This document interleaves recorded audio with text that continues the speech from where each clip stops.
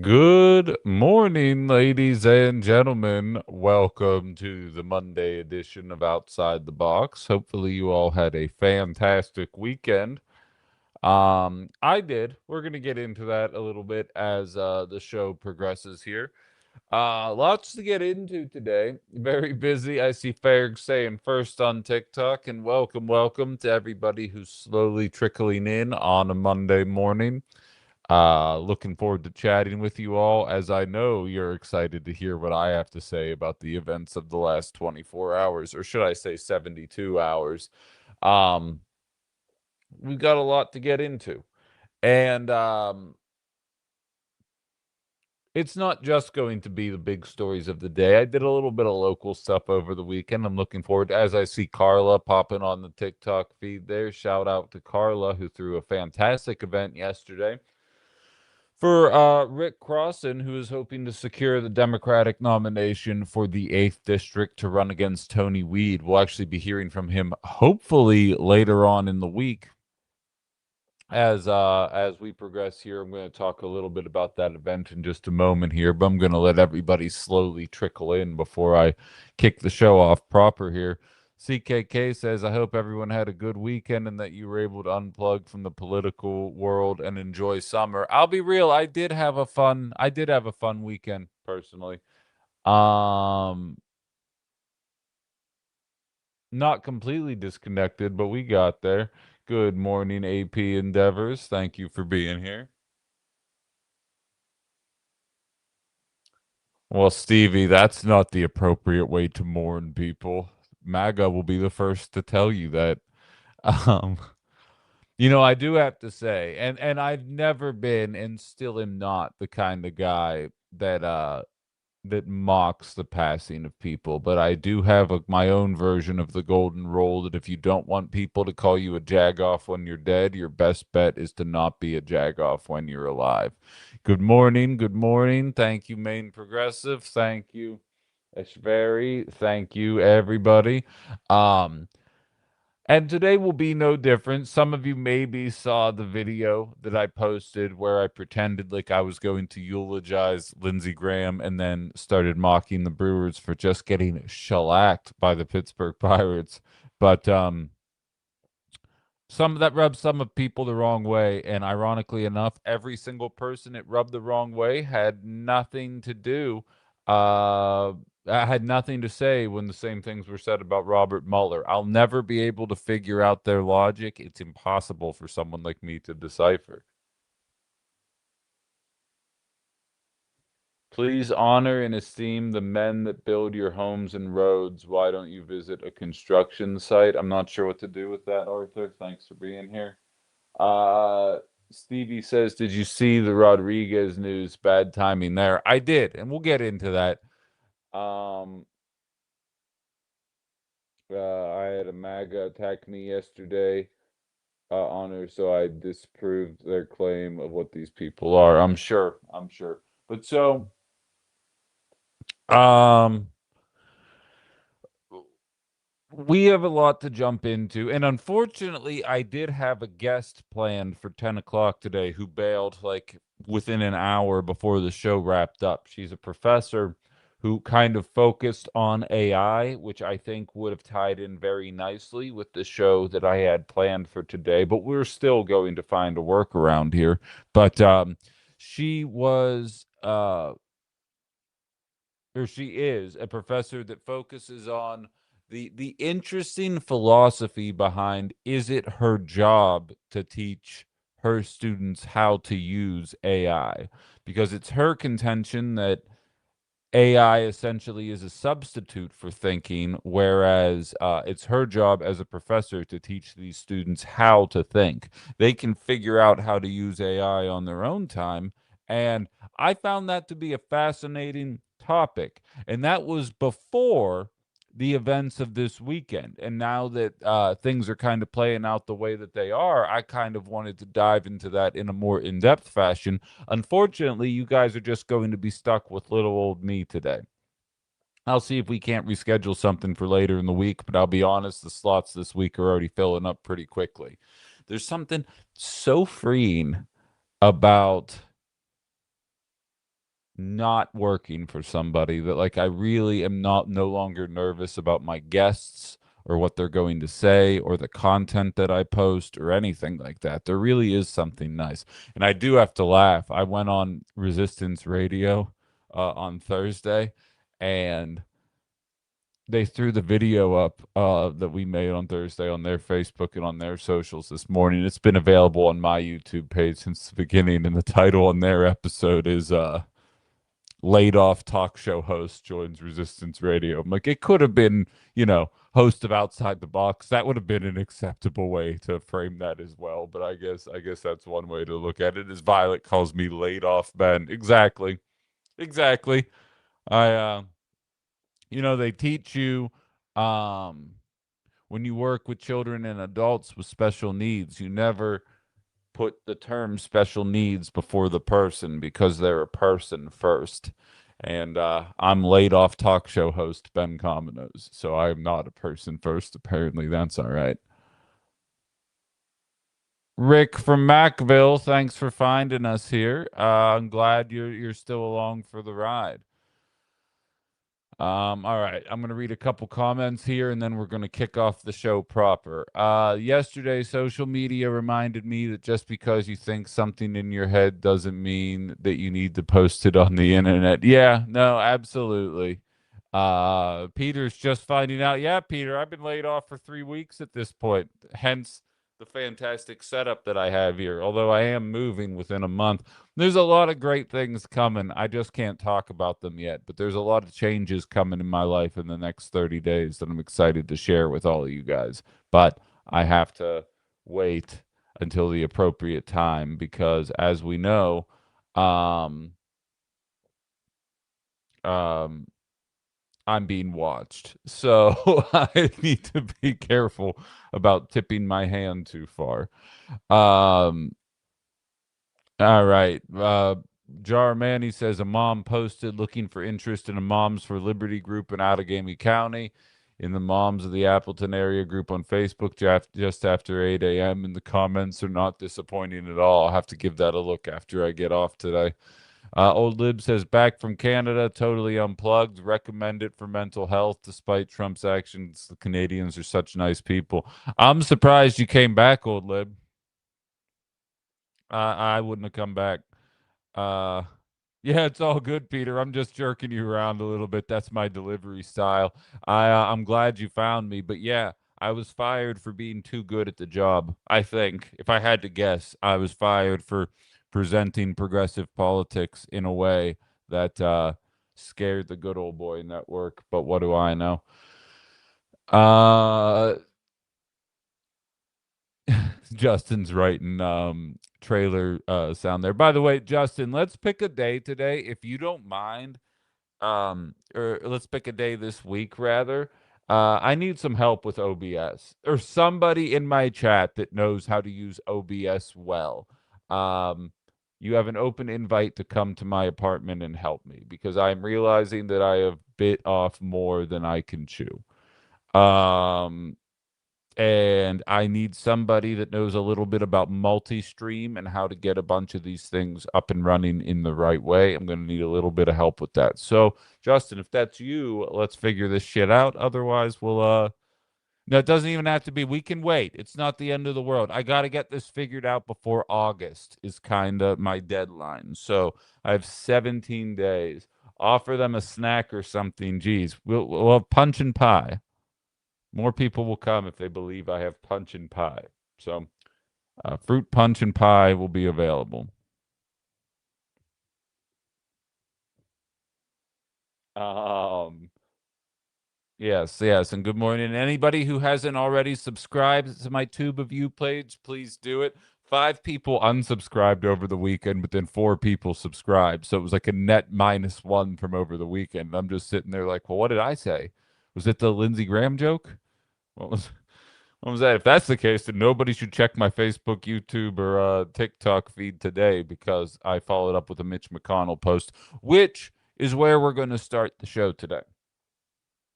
Carla, you're not making me the sandwiches. Actually, really quickly before we get into that, Carla threw an event for Rick Crosson yesterday that I went to, and I have to say I was familiar with Rick. I was familiar with his game, but hadn't done a ton of research into him yet. And I have to say, as far as first impressions go, I'm very excited to see where that campaign ends up going. He's running in the 8th district. There's a little bit of a primary there.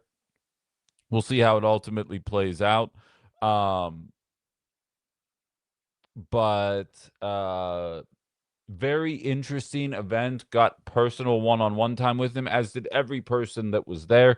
I oftentimes, just as a member still of the media, I don't care if it's formal or not, I tend to give the people that aren't used to interacting with politicians a little bit more of a spotlight there. Just set up some contacts for later, and that was what we did. But he had some good comments to make about affordability, about sustainability, about the future, and what's possible as a first-time congressperson, which were all really interesting things to hear. I do have to say, I was texting my friend Anna after the fact, and you can't take me anywhere. I was talking to two people, and like, you guys know how I can't help but roundhouse kick the centrist Dems in the mouth every now and then, just like in casual conversation. If you've ever met me and talked politics with me for more than like 3 minutes, you've probably heard me like complaining about MAGA only to like veer off to the left and then be like, but these sons of bitches. And yesterday was no different. And I could tell I accidentally stepped in it. I've always had problems with the way the last congressional race in District 8 went. I thought that Kristen Lyerly, lovely person, fantastic woman. I think she's got a lot of good policy. It was my contention that I thought she focused a lot on access to abortion at a time, or shishmortion, sorry, TikTok, at a time when people were more worried about the economy and the cost of living. That was not the right thing to say yesterday, and I learned that. And then I turned around, and to cover my tracks, I said, well, it was a weak top of the ticket, so that probably didn't help. It was not the venue to start shit talking Kamala Harris either. And now I know that. Hit me with your bone to pick with Wisconsin. I'm going to jump into my Mitch talk, though.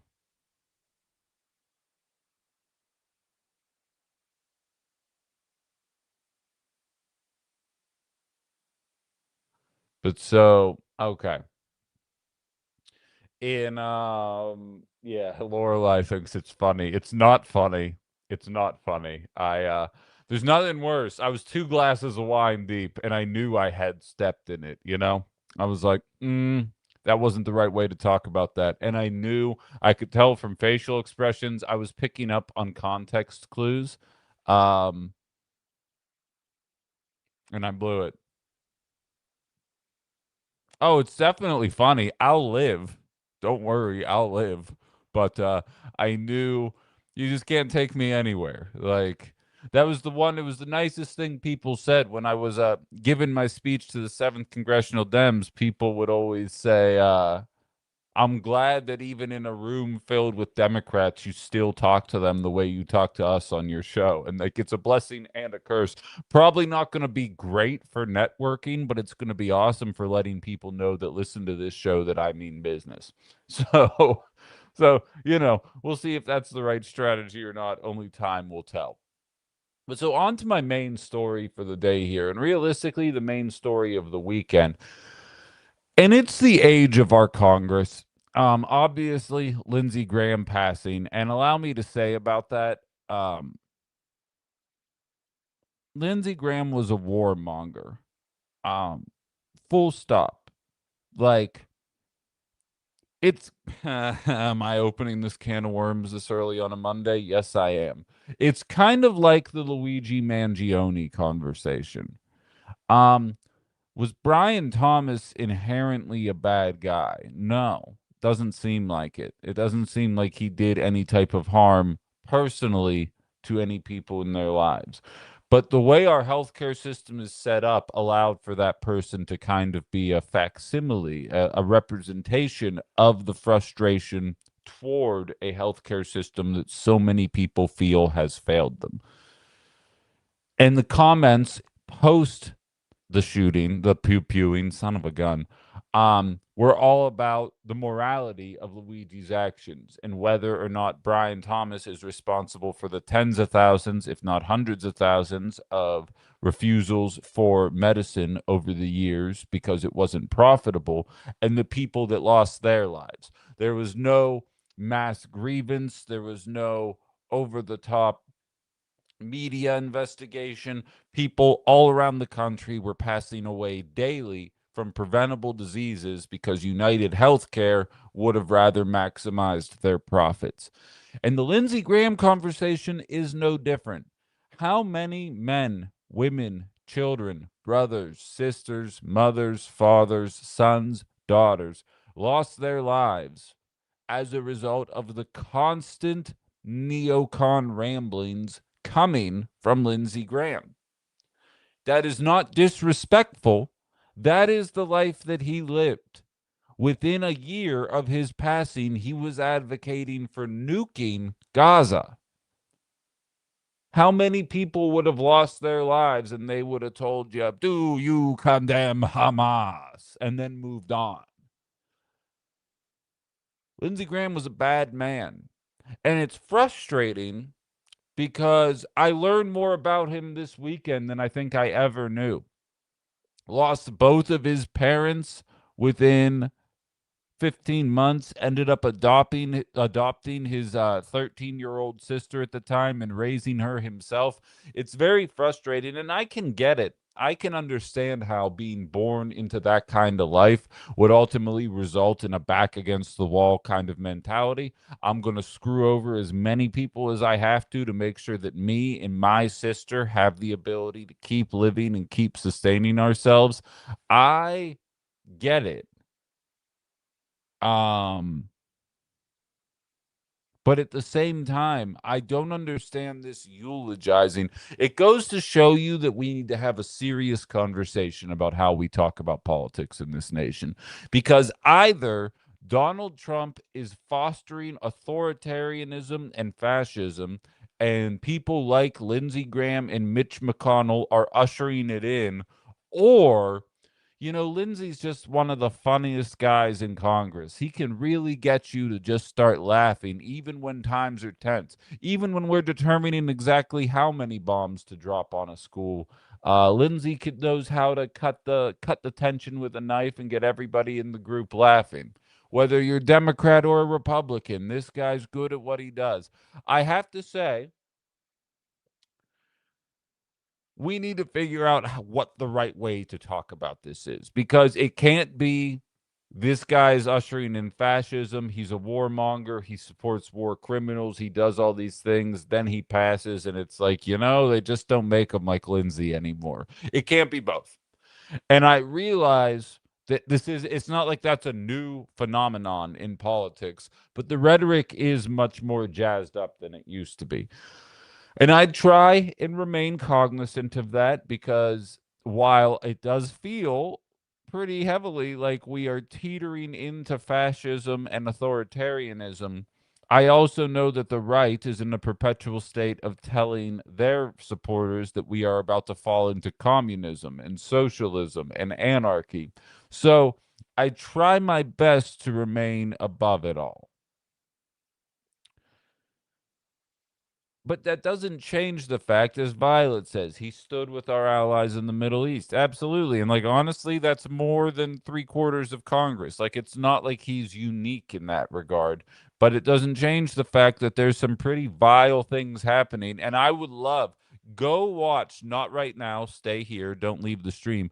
Go watch Cory Booker talk about Lindsey Graham's passing, and then go find me a clip of Cory Booker talking about what's going on in Gaza with the same kind of passion that he's talking about Lindsey Graham.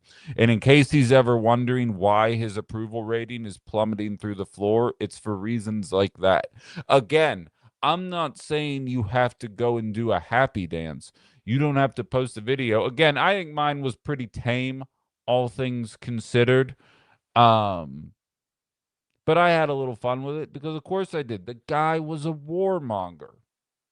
Congress is better with less warmongers in it. I'm not saying I want him to pass. I'm not celebrating his passing. I'm saying Congress is better with less warmongers. That goes for Chuck Schumer.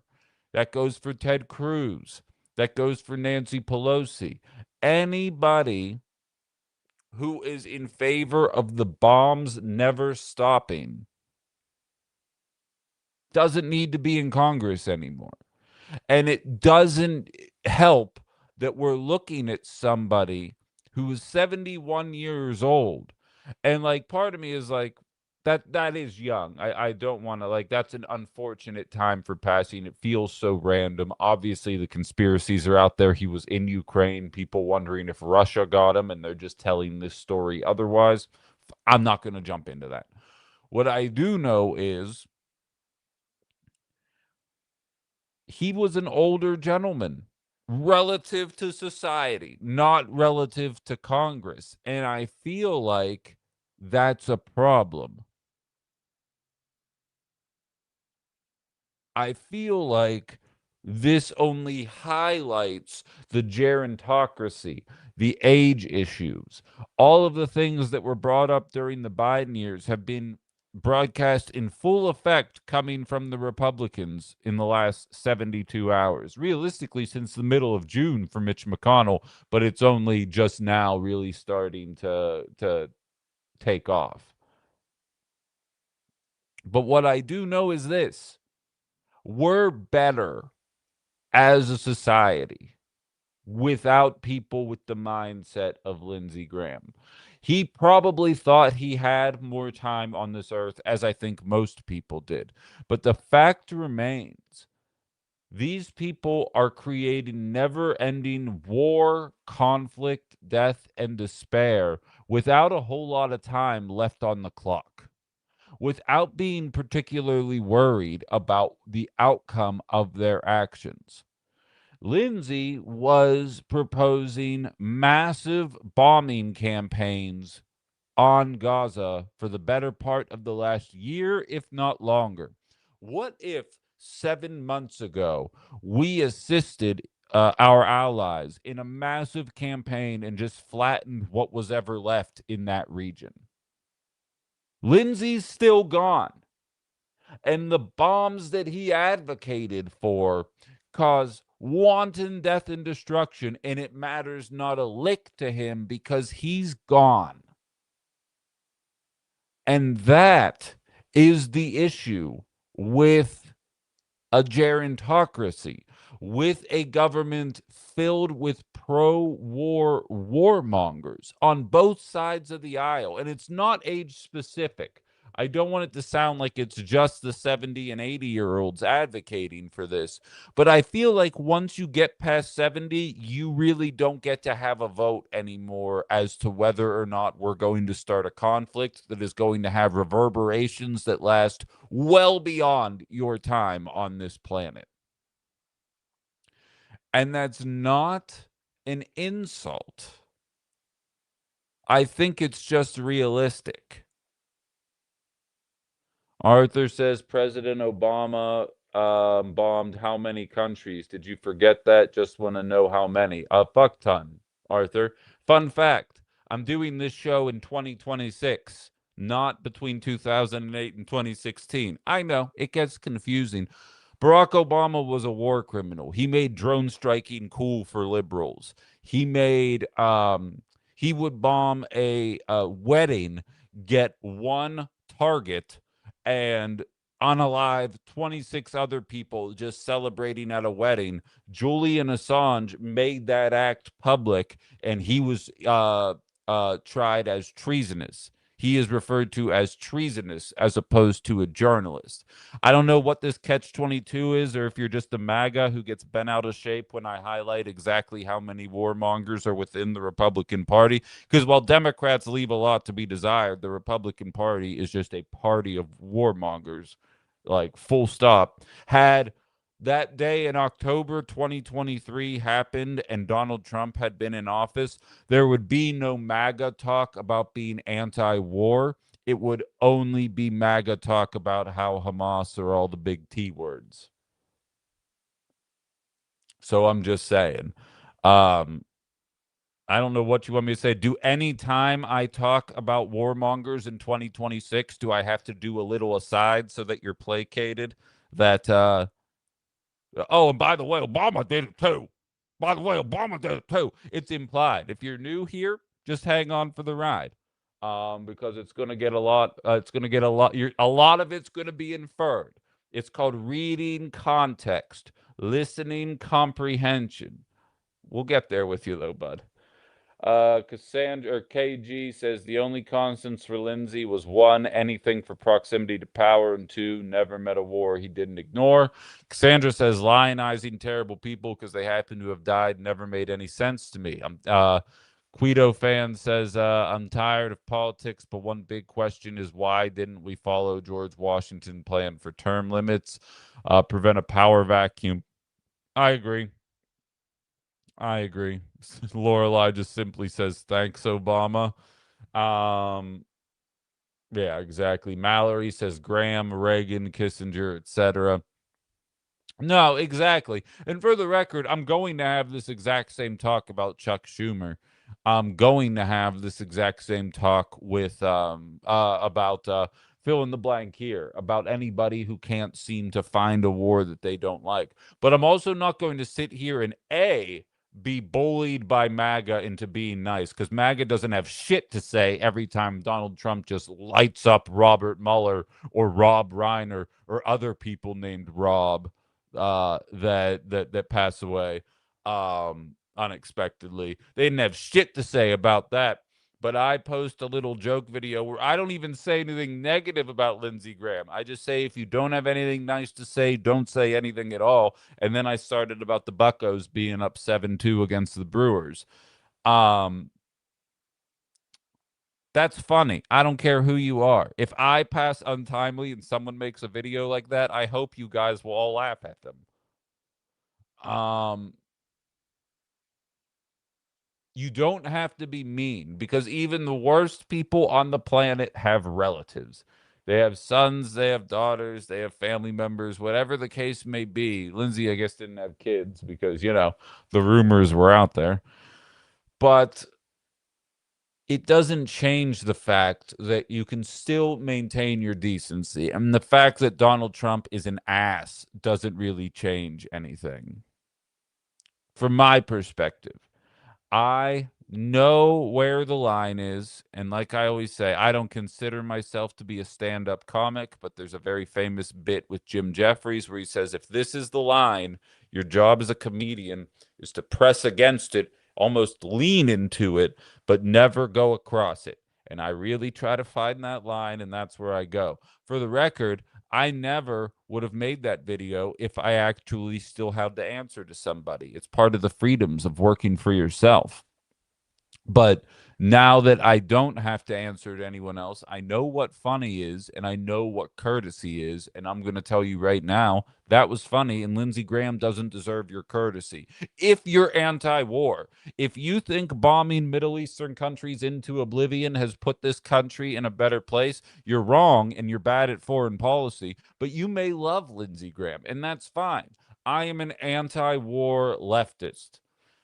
I have a big issue with people perpetually lying us into wars my entire life, beyond my entire life. That should be the standard belief coming from most people who identify as anti-war.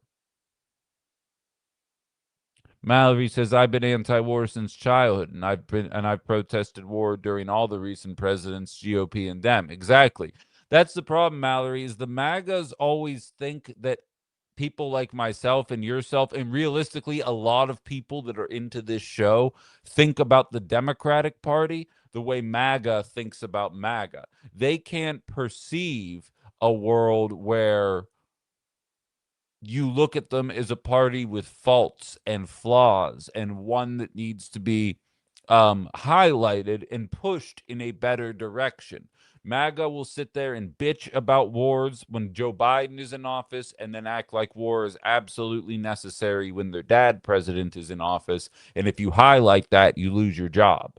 Um, it's wild to me. But so I'm going to pull up Facebook here before switching gears to the other old Republican that's clinging to life right now. We got a ton of messages here. Every time I forget to mute, we got a ton of messages here. Give it like 3 months. I want there to be a celebration the day I remember it. Um, bunch of people saying good morning. Definitely we need age limits, Kim says, on our congressional representatives. Also term limits, age limits for the presidency as well. I don't understand why Democrats don't rid themselves of Schumer. My God. Well, that is an issue, and we'll be getting into that more when I jump into Mitch McConnell, but it's the Democrats not willing to cut the bad fruit off the tree that puts a lot of us in a position where the MAGAs try and paint you in a corner because Democrats don't kick these unseemly representatives and senators out of Congress. Eddie says, need to get rid of Iran and the funding of the Houthis. I have a feeling I'm going to love Eddie. Hamas and Hezbollah and their proxies. They hide behind children so they can get the word of hate, Israel and the Jews. That's a great point, Eddie. I never considered that. Just keep in mind, if you were living in Britain in the 1760s and 70s, when you heard about like the shot heard round the world in the Boston Tea Party, you'd be talking about the founding fathers the exact same way you're talking about these people. That's a hard concept for people to rationalize, and I've always hesitated saying it when I was on FCC airwaves. Not anymore. It's very similar. Revolutionaries to one is a terrorist to another, and it's pretty hard to look at things other than that. R.I.P. Lindsay, good morning. Holy sheet, man. I appreciate you for being here. One person's revolutionaries is another's person big T. I realized I said the T word last time. Got to watch out for myself. But so it's important to look at it that way. It's hard to hear it that way, but it's important to look at it that way. DSL, what's up, bud? Says Graham was more than just a war hawk. He was a traitor to the country, just like McCain. Wait, how's that? Extrapolate on that. I'm here for it. But let me know. Extrapolate on what that means. Um, but to me, Congress is filled with people that take other nations' interests more seriously than our own. In lieu of an age limit, KG says out in Houston, I'd rather see a requirement for more public medical and cognitive testing, similar to how you can keep driving when you're old, but you have to keep proving fitness. I think that would help, but like also to a certain extent, no one saw Lindsey Graham coming. I think like if you would have bet that McConnell would outlive Lindsey Graham, I think you would have got really good money on that bet. You know what I mean? It's age is a question, health is a question. They're all factors, but I think it's that there has been such a spotlight thrust on age between Biden's term and now Trump's term, the obvious senility that both candidates have been expressing in various different ways. Dianne Feinstein walking around clearly not knowing what year it is, let alone what her job was. Mitch McConnell just disappearing for 3 weeks, and all the Republicans that didn't shut the fuck up about Joe Biden for 4 years seem to be pretty comfortable with what's happening on that front. The list goes on and on. It's a bunch of power hungry, war crazed mad men and women that don't want to relinquish their power. And far be it for me to tell people how uh, to live their lives, but I think enough of us feel this way. We gotta stop voting for these people, not from an ageist perspective.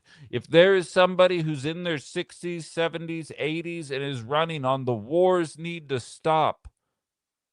We need to do something about wealth inequality. Yes, that's fine. Like, just show that you're thinking about the future and not thinking about maintaining a status quo. It's just absolutely disgusting. Kristen says age limits and term limits, and then former members of Congress can work as consultants. Holy Sheepman says, yeah, I feel like I'm done voting, period. Eh. I'm never willing to punt on things like that personally. But I get why you feel that way, if that helps. D says, where'd it go, D? There she is. Graham and Blumenthal were working on a plan to enact maximum sanctions and tariffs on Russia, purportedly to bring Putin to the negotiating table. Now they are talking about naming the bill after Graham and pushing it through Senate while people are feeling sympathetic. Thoughts? Well, that definitely doesn't do anything to quell the people that think that Russia got Graham and that all of the heart conversation is just a made up thing so that we don't realize that a foreign country, because obviously, and we're going to jump into it in the 10 o'clock hour, you saw it took place with one Democratic House of Representatives member when they were trying to visit the West Bank. And this would look pretty bad. Whether or not there's any validity to that or not, I'm not willing to jump into that. But the fact that that bill is out there sure does raise some eyebrows, does it not? And I see my numbers across the board are a little higher than they usually are. Anybody who's new here, subscribe to all of my stuff, please. And then click on the link tree and subscribe to all my other stuff. It's free and it helps me out quite a bit. I'm on the Tube of You, the Book of Faces, and TikTok. So anybody who has accounts on all three of those, please go find me. Um, but the fact is, I think there's a lot more people happy at the passing of Lindsey Graham than sad. From the public perspective. I'm sure the people that knew him personally feel a certain way about it, and they are allowed to do so. I see Carol Pack. Are you raising your hand there, or are you just waving? Hello, Carol. I'll throw a link up because I realize I haven't done that yet on YouTube. So anybody who, or Tube of You, so anybody who's watching here, you can punch this link that I'm posting right now into your URL if you have any comments about what we're talking about today. I welcome that from anybody there. Um, Oh, you're new here. Well, thank you very much for being here, Carol. Please subscribe, and I hope you'll keep tuning in. We're here live 9 to 11. It's progressive talk radio, no longer on the radio anymore. But we still keep it classy, San Francisco. Um, I'm joking. We're in Wisconsin. It doesn't feel like San Francisco here at all. Uh, Susan says my BFF just turned 70. Told him I'm turning into the younger version in 2027. I dig that. Should tell him to run for Congress now that he's in his 70s. Ali says, which is most arguably the most dangerous hatred. It is an unable to be understood other than deconstruct. Wait, what are you talking about there, Ali? What did I miss? Oops.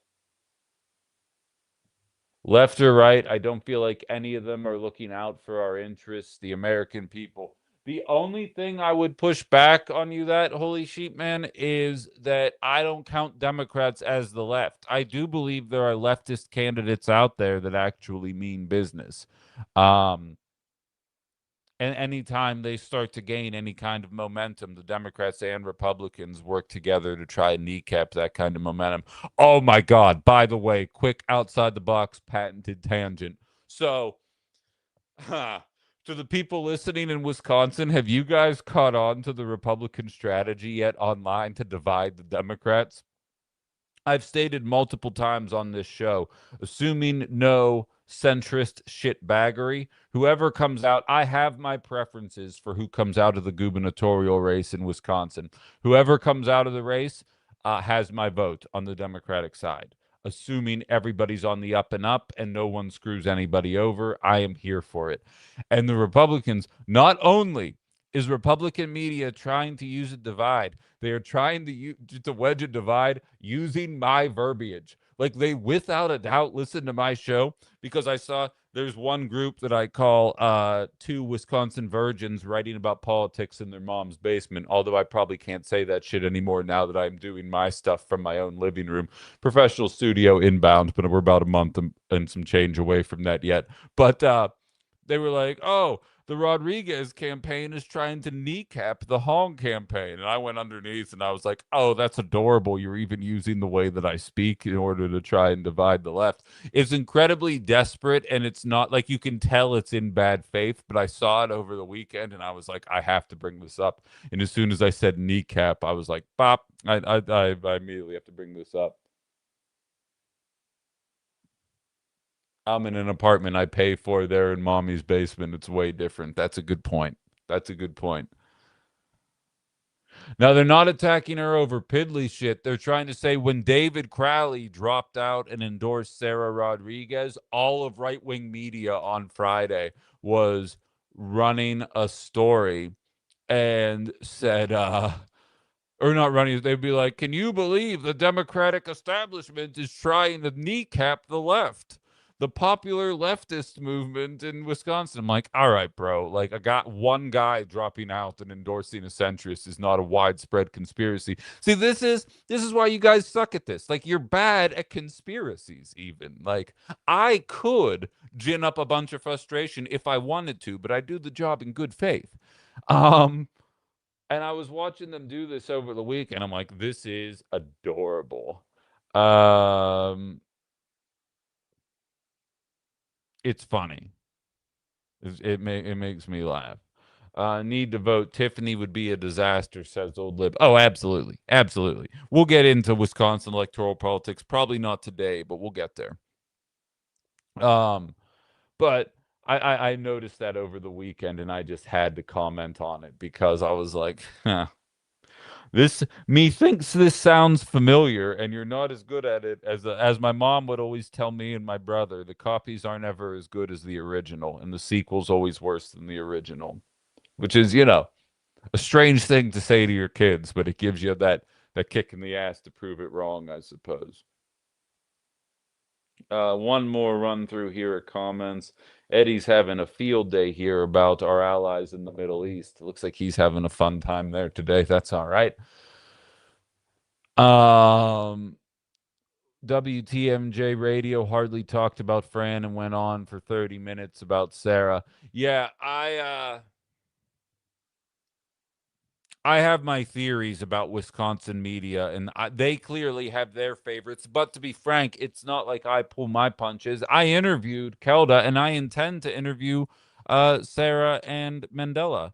And I'm telling you right now that I would prefer um, Francesca Hong. But I would hope that uh, people understand that. Like, you can do both. But I will say, anybody parroting the Hassan Piker line, I don't take seriously. I believe that you are intentionally trying to stoke something that isn't real. And I think you know that. But that's my take on it. I haven't heard the TMJ stuff, but I'll take your word for it. Goodbye, Arthur. You don't seem particularly moderate, but you guys tend to struggle with that term a little bit. Um, so in any event, from Lindsay on to Mitch, and there's actually a much grander conversation to be had here. Trying to stoke Pizza Hut and Domino's. Someone changed my name into the Domino's logo, which is very funny, except for I'm a Little Caesars guy. And so to associate me with Domino's, I was like, I hate how good this looks because. But in any event, the Mitch McConnell conversation actually opens up a whole other Pandora's box that I think doesn't get the attention. It's getting lost in the conversation about him. So if you guys haven't seen it, a picture was shared. Um, excuse me. A picture was shared of Mitch in a plaid shirt, not in a hospital gurney, not in any kind of garb, sitting there with his wife with a smile on his face, holding a newspaper with today's date and some kid that just got drafted, who's apparently the highest kid ever to be drafted from Texas A&M as a position player. I don't know. I'm not very good at baseball, but that's what I understand from the research that I did looking into it. And if you haven't seen the video that I posted on any of my socials yet, I had some fun with it where I started with the original picture and then I would like point out something weird and then I would come back and it was a picture of Mitch, but he had 6 fingers, and then I would flash away and point at something else weird, and then I'd come back and it was a picture of Lindsay Graham instead of Mitch. And like it progressively got more and more extreme as time went on. Had some fun with it. I can't stop myself, and there's nobody stop. I mean, who's going to stop me? Nobody. That's who. And I had a blast with it. But in that hilarity, there's something serious going on that I think is worth discussing. For those of you that haven't been involved in the Mitch McConnell gate, he's been missing for several weeks. This picture surfaced, and when you Google it, Google tells you that the picture that was shared is from 3 years ago. There's no second part to that. That's what Google says. It's known as an AI hallucination. Sometimes AI just makes up what's happening and just tells it to you as if it were fact. And if you are want to only read the AI answer that Google gives you and then moves on, you'd say, "Hey, Google, is that picture that's being shared of Mitch from today?" And Mitch would say, "No, actually, it's from this thing in 2023. I fact checked it. It's not real. The picture is from that day, allegedly." Again, that's my whole point. Allegedly. That's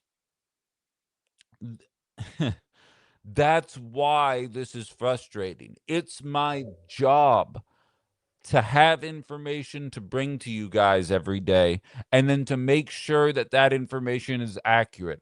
I was reading last week, I was reading a Donald Trump Truth Social post to you, and when I read it in my head, I didn't think anything of it, and then when I was reading it out loud to you guys, I realized when I was talking, I was like, "You know what? This doesn't sound real." And I corrected myself. And later on in the day, the True Social post was debunked, and I was glad to have gotten ahead of it. I do my best to not mislead you guys to the best of my ability. Is the Mitch McConnell picture AI? I don't know. I don't think so, but I don't know. And that's a problem. That's a really big fucking problem because I follow politics for a living. As I talked about at the event with Rick Crosson yesterday, everybody there follows politics for a living. And you forget that the majority of people, this was Rick's line, not mine. For every one person that comes up and says they support me, I assume there's between 5 and 6 people that don't even know that there's a primary in August. And you really do forget that. If you're a regular here, if you're just finding the show and you're going to become a regular because the show bangs, you are well informed. You stay abreast. I am not your only source. You go out of your way to source the info that you have, get real information, and try to be the most informed voter and political follower that you can be. And that is the right way to do things. But most people don't fucking do that. Most people just look at a picture and they're like, "Oh, wow, I can't believe that happened. Is it AI? Who cares?" Not looking into it any further than that. This Mitch McConnell story to me highlights exactly how unprepared Congress is for AI. And to be perfectly frank, I believe that that is the intention. I believe the intention is to not know. KG says Mitch could hold a Zoom call with all the press if he's really functioning. I agree. I 100% agree. In this world of connectivity, if I can figure out some Bush League version of a multi-stream for the purposes of a stopgap so I don't have to miss any shows between now and the new studio. Hello, Tina. Um, I think Mitch and the powers that be could probably get him in front of us with an actual video where he seems coherent. And the most frustrating part is during COVID, Joe Biden disappeared. You may forget that, but there was like a year and a half period where Biden like didn't do media hits. They were like, "Well, it's COVID." And liberals accepted it and Republicans didn't shut the hell up. We are now with the shoe being on the other foot, and the exact thing that you are expecting has inverted. Not me, of course. I thought they both should have been upfront and flagrant about whether or not they had the mental faculties to be able to continue doing the job. Because I'll be honest, I don't believe Mitch has it. Whether that picture is real or not, I don't believe that Mitch has it. Thank you, Nataki.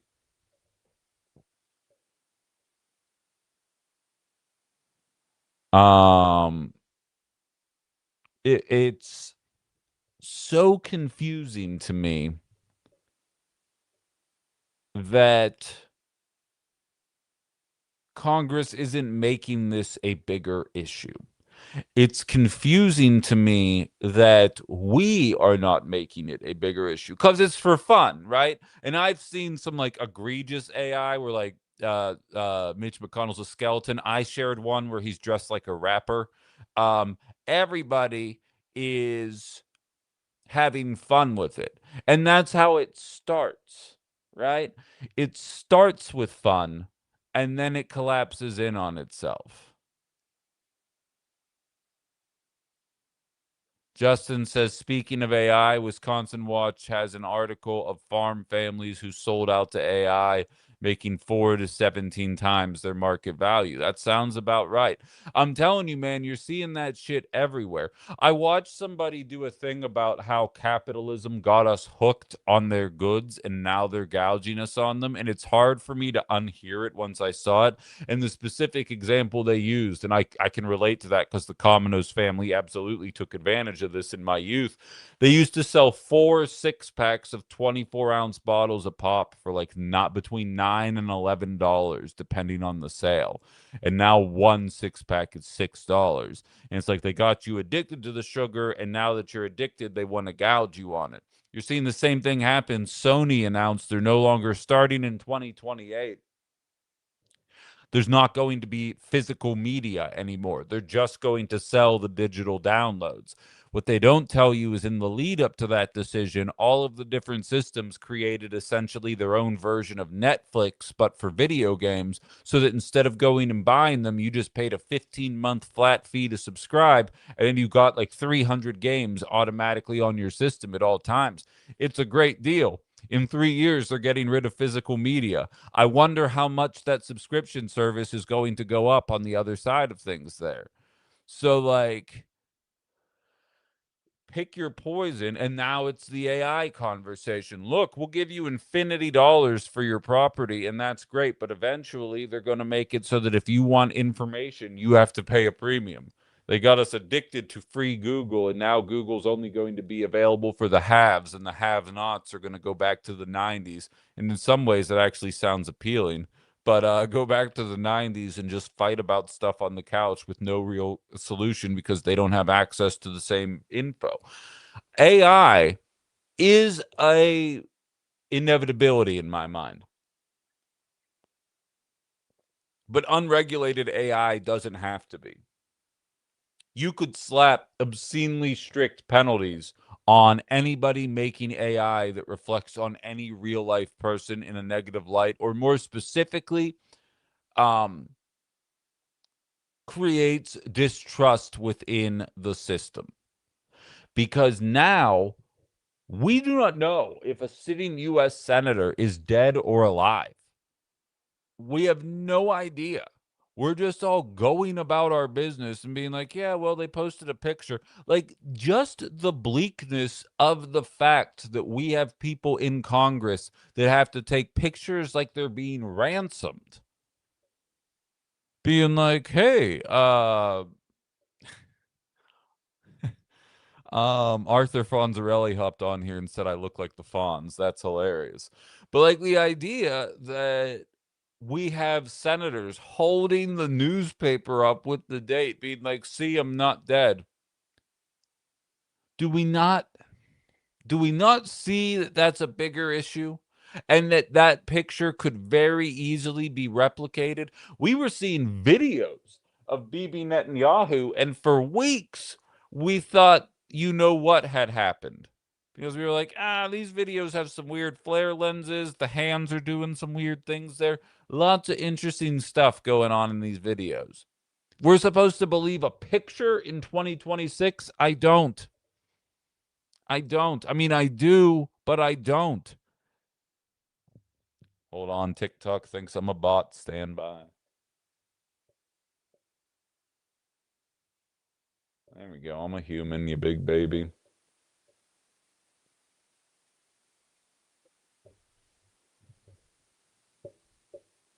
Yeah, Hal says, what's a newspaper? Exactly.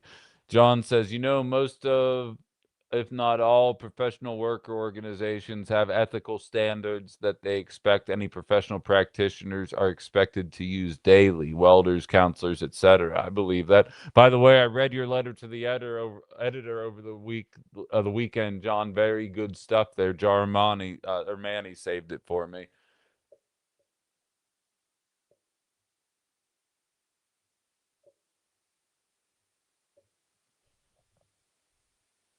It's just crazy. And I can't get by. Thank you for the follow, Arthur. I can't get by the fact that he's going to drop out of Congress on August 4th.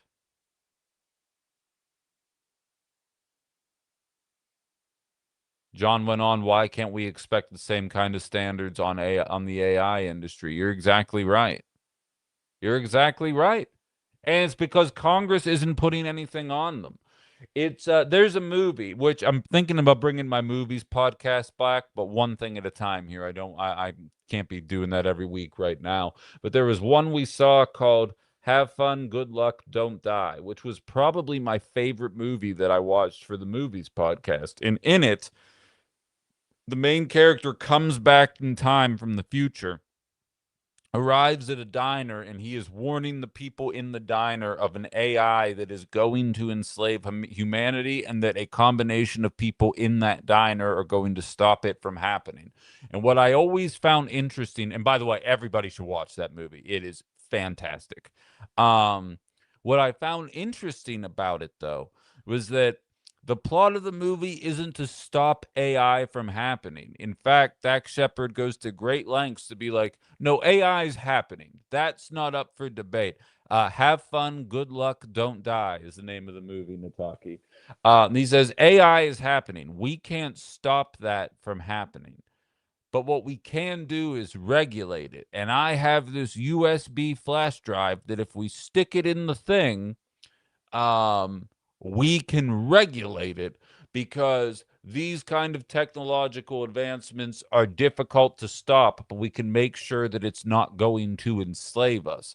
And to me, that was, I see Violet saying it sounds like propaganda. I thought that as well at first, but watch the movie, because it warns about the future of AI while also showing the potential that it has. Again, what often gets lost in the conversation about AI and furthering technology is we're supposed to want to get to the point where there aren't jobs. You know what I mean? The reason we're scared of AI is because we know our elected officials and our billionaire overlords will absolutely leave you starving in a gutter the second you no longer can make money anymore. We should want AI. We should want a system where the shittiest jobs are done by robots. And instead, we have a system where the shittiest jobs really aren't getting replaced. The fun jobs like writing and content creation are now being done with AI. And nobody is talking about how they're going to allow for the thousands to tens of thousands to hundreds of thousands to potentially millions that down the line will ultimately end up losing their jobs. There's no game plan in place for how you're going to address that. You see people like Elon Musk talking about UBI now, which now makes me question UBI because I instinctively position myself to the opposite of Elon Musk at any given time. Lorelei points out you cannot stay in the gutter. You'll get arrested for being homeless then. And then you'll be forced to work for free alongside the AI that is actually costing companies more than the employees did, but they won't unionize. We're supposed to be excited about this, and we're not. That should sum up our Congress. That should sum up our economy. That should sum up everything. And the only thing we're allowing AI to really do for us is create an ecosystem where we do not know, where a guy who studies politics for a living looks at a picture, Googles the picture, it says the picture is 3 years old, researches that claim, turns out the claim was fake and that was from recently. But then they changed the picture on the front of Mitch McConnell's website and they cropped it a little bit to cut his hand out. And I was like, I wonder why that is. And I look at his hand and there's a giant bruise on there. And I'm like, on and on and on and on and on and on and on. And I'm like, and this realistically isn't even something that matters to me a lot. Right? What if it's a picture of somebody doing something horrible? What if it's a video of somebody dropping a racial slur a week before an election? What if it's fill in the blank, somebody cheating on their spouse, a Republican doing something super gay in a video that never happened? Nothing wrong with that, but Lord knows in MAGA world, there's something wrong with that. The list goes on, and we're acting like, and there will be a law passed. Mark my fucking words. There will be a law passed where if you make a fake video of a congressperson, you'll go to jail for 6 years. Mark my words, that law is coming. If you make a Ben Cominos video, that'll be fine. If you make a Chuck Schumer video, boom, jail for 6 years. And if you think I'm wrong, look at how they are jailing people that are messing with the flock cameras that nobody fucking wants. Or a certain Republican having sex with his couch, as Farrick says. Exactly. Checking the book of faces here really quickly. Damn, it's blowing up content-wise, but or comment-wise, but something tells me it's all Eddie.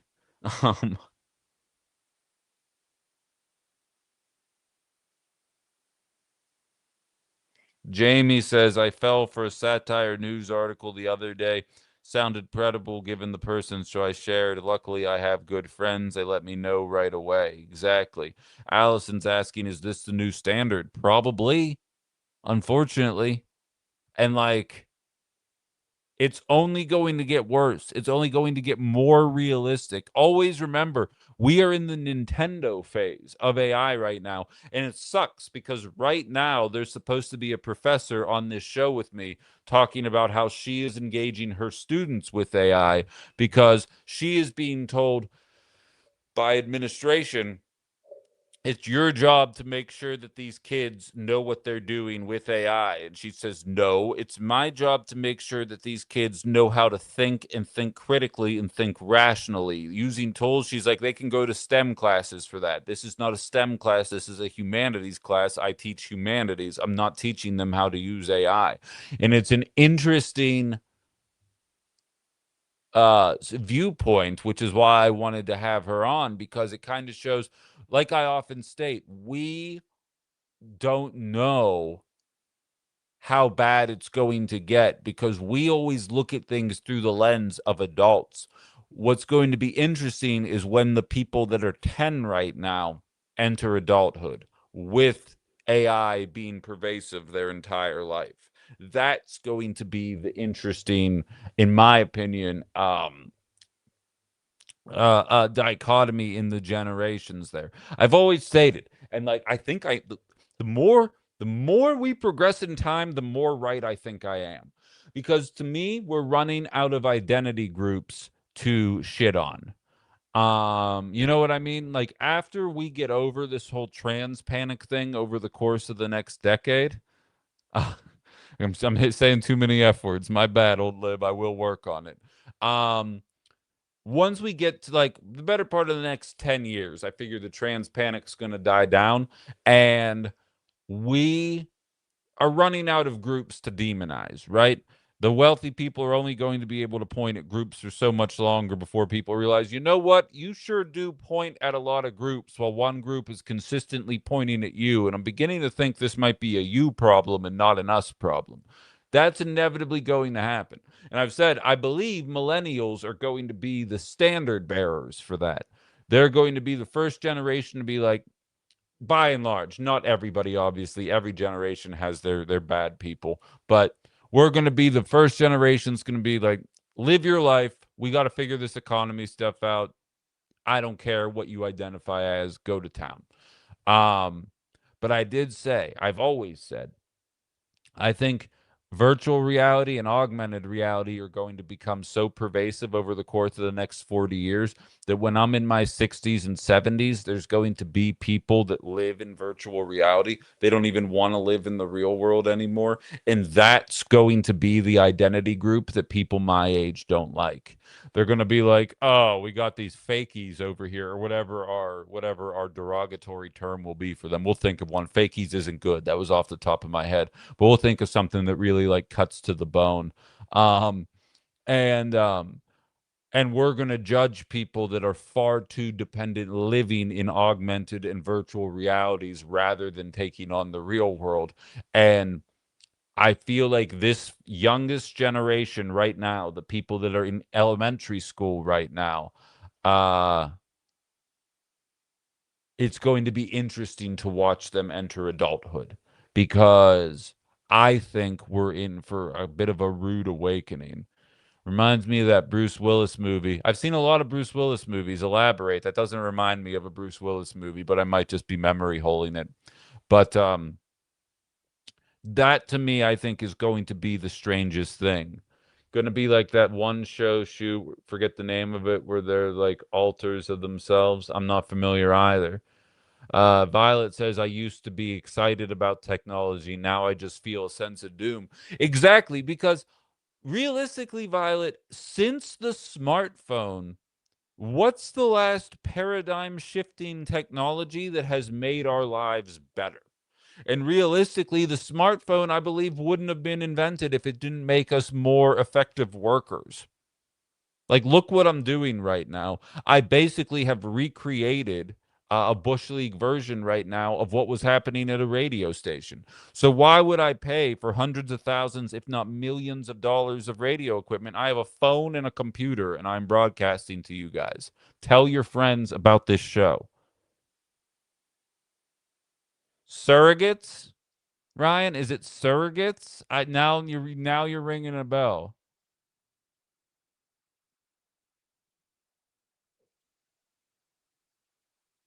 Allie says everything is made to connect people, and now that connection is being exploited. Exactly.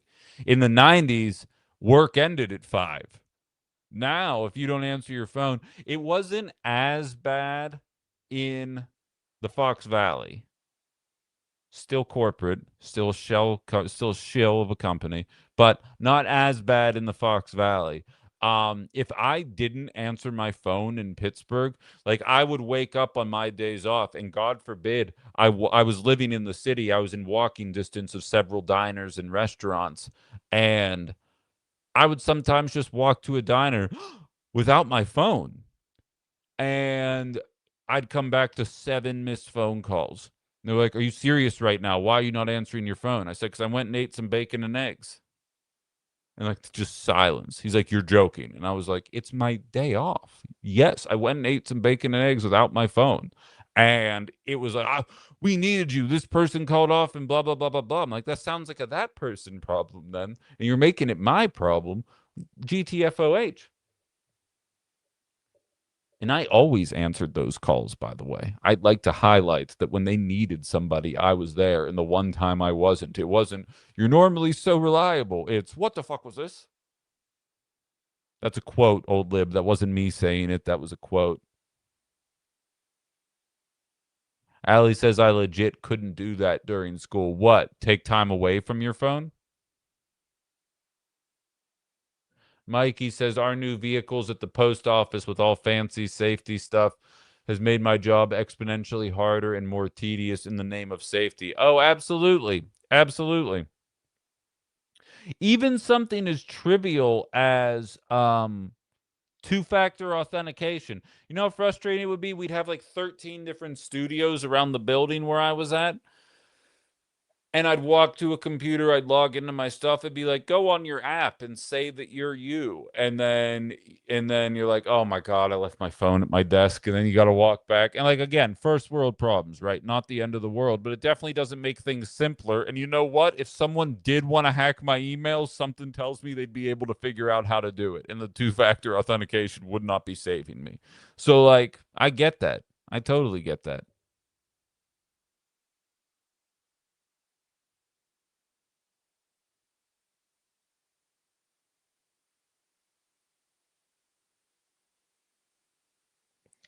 John, we don't talk about that shitty little radio station on this show, but I haven't talked to anybody, so I don't know how they're doing. I deleted the app. I quite literally have no idea what's going on at that station. What I do know is Outside the Box is alive, well, and thriving. Um, but so that was kind of my little diatribe there surrounding the Mitch McConnell story. Do I think he's dead? Probably not. But the fact that I have to say probably is a much bigger issue long term than I think our Congress is willing to say that it is. And what's worse is it's going to breed an entire economy of specifically Democratic politicians because Republicans will be like, these are regulations. But Democratic politicians will come out and say, we need new rules governing AI. Oh, and what's your plan for the economy? Well, we'll get there when we get there. We got to take on this big bear first. How do you eat an elephant? One bite at a time. And we need to take this AI on before we do anything else. Um, and I'm going to scream. I'm going to scream when it's all said and done. Um, but we'll see. I've been wrong once or twice before, so we'll see if I'm wrong this time, but I doubt it. I doubt it. Maybe we need new leaders first. I would agree with that sentiment. And to that effect, well, let's see. I'll hit a couple more comments here. Uh, Larry says the little AM station is running podcasts right now. I'm sure. I'm sure. Definitely. Not going to get me going on that right now. They're becoming a blip. They're becoming a pimple on the elephant's ass, as the saying goes. The further I get removed from that, I can't believe we're close to a month already. That's kind of wild. Shout out to all my good friends and peeps that helped me out through the Discord and, of course, YouTube, TikTok, Facebook. Everybody's been incredibly supportive. The people donating to me as an independent media creator as I try and find uh, sponsors for the program here. And my Venmo is available on my link tree. If any of my mods are still available and listening, if you can hop around and just kind of throw those up there, would absolutely be appreciated. But yeah, I'm not worried about them. But so in any event, those were my thoughts on the two Republican Congress people that clearly one obviously aged out and the other one definitely leaving something to be desired. Um yeah, exactly. Who, Violet? And Jay says some supporting independent media is so important right now. And I appreciate that. I mean, you know what's funny is when people ask me why, like, needless to say, everywhere I go, it's kind of cool. I kind of love it because it actually makes people recognize me more. I need to figure out how to cash in on that. But everyone always asks me, so like, so why did it happen? And all I ever say is, well, they tell you it's for corporate restructuring. All I can tell you is what was happening. I had the highest rated show, 4 out of 5 books. The audience was pissed as hell the second they took me off the air. The people in the building absolutely loved me, and I had 3 live reads and a paid segment with Annex every single week, plus a full slate of slots. Oh, and we had primaries coming up in 6 weeks and an election in 3 months. I'll let you guys determine why I was let go. And that's all I have to say. And everybody else just fills in the blanks. I don't spread any rumors. I just tell you exactly what was happening when the layoff happened and allow everybody else to jump to their own conclusions. I'll allow you guys to all infer why it is that what took place took place. All I did was provide you with comprehensive background as to why that might be. Waka waka, guys. David says AI CEOs put 75% of their net worth in a trust and they get a little back every year. We don't lose our jobs. Um, yeah, I see Maine Progressive saying she was distracted by the news. They're expected to pick a replacement for Graham Plattner in the near future here, it looks like. Thank you for all the gifts there, Elf. I appreciate that very much. But so outside of the news surrounding our incredibly old ass um Congress, we have an old ass president who is pushing us further into escalated tensions with Iran. If you guys haven't seen, the cost of gas went up 10 cents over the weekend. It is up another 10 cents today, with people getting further and further entrenched into matters. And I have to say, first of all, fun aside, and this will probably tank any kind of reach that I have on the lives for the rest of the day, but I don't care.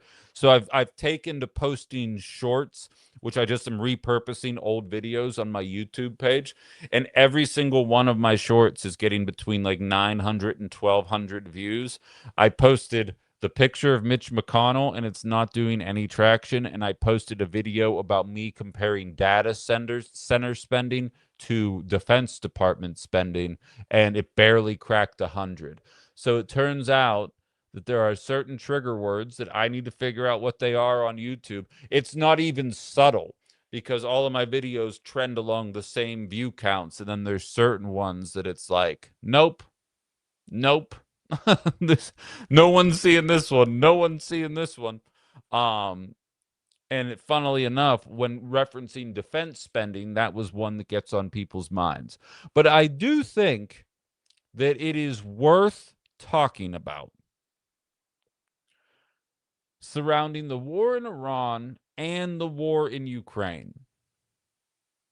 Certain topics are verboten, exactly. Moondog says, Ben, I've been getting out of it. Is the Plattner thing a dem? I'm not going to open that can of worms right now. Maybe another time.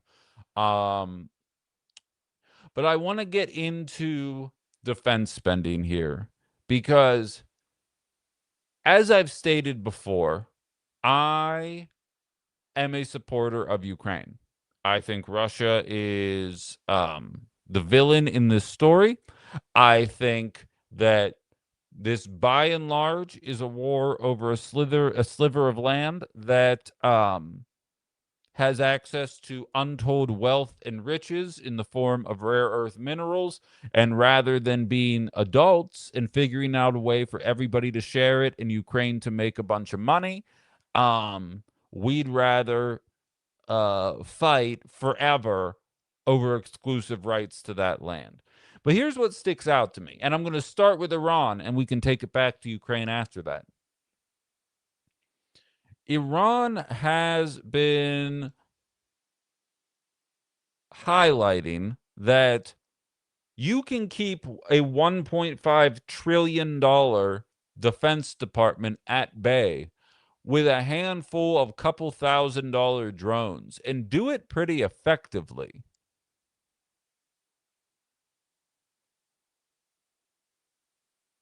And no one's really asking questions about that. If you guys haven't seen the news, um, the Pentagon, and it's being reported by a number of places. I'm off of Reuters right now. The Pentagon is asking for more money for the Defense Department. The Defense Department, that is receiving $1.5 trillion, that is looking for another $102 billion to fight this pointless war that nobody was asking for. The Defense Department is running out of money because a very understaffed underfunded Iranian Defense Department is able to keep us at bay with drones. Now let's go back to Ukraine, shall we? The Biden administration was willing to shovel hundreds of billions of dollars into the Ukraine defense. And again, a lot of liberals were willing to defend that because Russia is the villain of that story. And like I've told you, Democrats know how to get Democrats to vote for war. Republicans know how to get Republicans to vote and cheer for war. Tale as old as time. We have, by and large, not completely, and like Congress is secretly voting through Ukrainian funding packages, and Democrats aren't running it up the flagpole because they don't know how to do politics, and MAGA supporters are very quiet about it because they're sheep that just do what their dad president tells them to do on a regular basis. Ukraine has, by and large, kept Russia at bay with the same incredibly cheap drone strategy, which brings up two very real issues. One, we should probably be terrified every time we see one of those coordinated drone shows where it shows the drones changing colors and forming like a dragon or a face and doing all that. Picture them with pew-pews attached to them and then come talk to me about how cool your 4th of July was now that your dog isn't scared of the fireworks anymore because it was a drone show. Let me know about that in the comments. But also, it seems to me that we have found a much cheaper workaround, and we don't really need to hear things about trillion-dollar budgets anymore because we are watching stalemates across the country brought about by $1,000 drones. And nobody's asking questions about that. Wait, what are you saying here? Thanks for being my motivation to get my paperwork done. Which paperwork is that? I don't even know.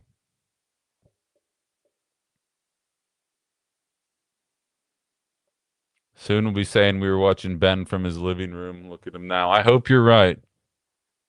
I hope you're right. No, I'm pro fireworks. Don't put that evil on me. I'm pro real fireworks. But then it's the Lorelei types that are like, it gives my dog PTSD when he hears the fireworks, and I think it would be better if they were drones and if a woman controlled them.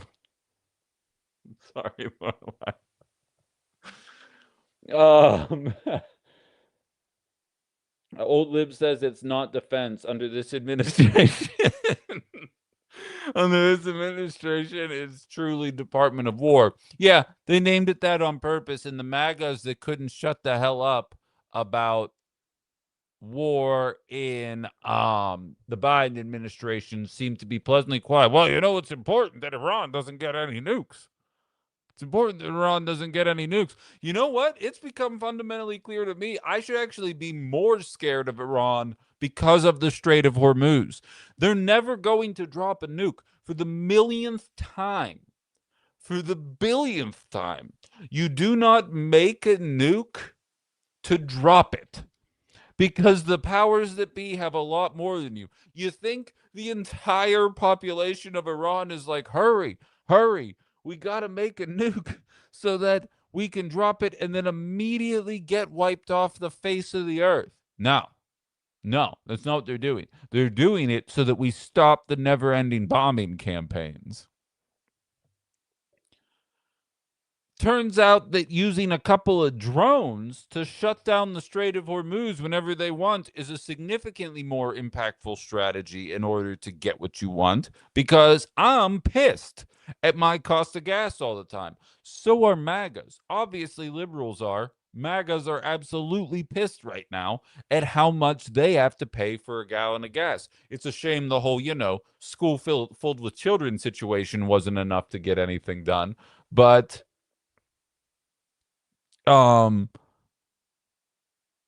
nevertheless, the gas got us there. To me, it's more impactful than developing a nuke. It's interesting. What are you saying here? Community organizing. Can't fight this stuff if we don't get all I's dotted and T's crossed. I'm mostly just commenting to boost. Right on. Absolutely love it. Keep doing what you're doing. DSL says, when's the massive fireworks show happening at WIR? I'm not sure what that means.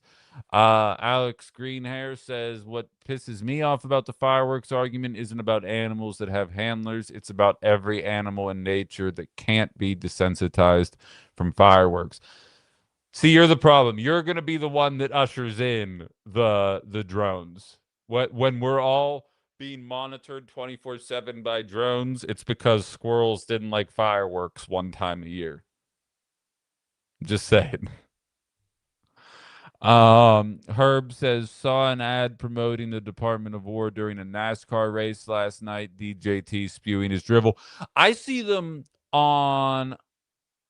I'm screwing with you, Alex.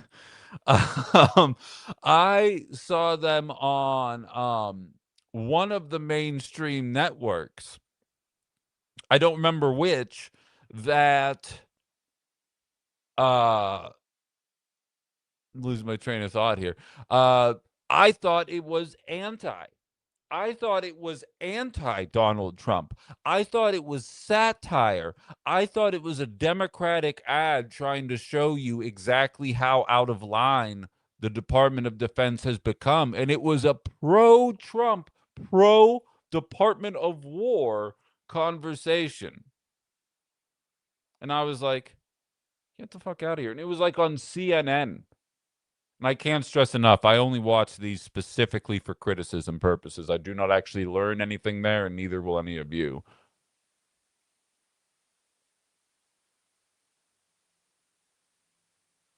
No, my thoughts are trains. It's a stream. I'm mixing my metaphors. It's a stream of consciousness. Hold on. I want to use my TikTok here for a second because I feel like everybody's really mad about my what do you call it? Um Fireworks comment. I want to see what they're saying. Oh God. You see, this is outside the box in a nutshell. I come here and I'm talking to everybody about bloated defense budgets, them asking for more money. Um, you know, AI and the threats that it poses to society writ large, commenting on people that were shitty people when they were alive and how to deal with that kind of death. And what does everybody cling to? The fact that the guy who was born in the fireworks capital of the country, who was firing fireworks off for no reason all the time, is pro fireworks. That's what comes out of this conversation is that I'm pro fireworks.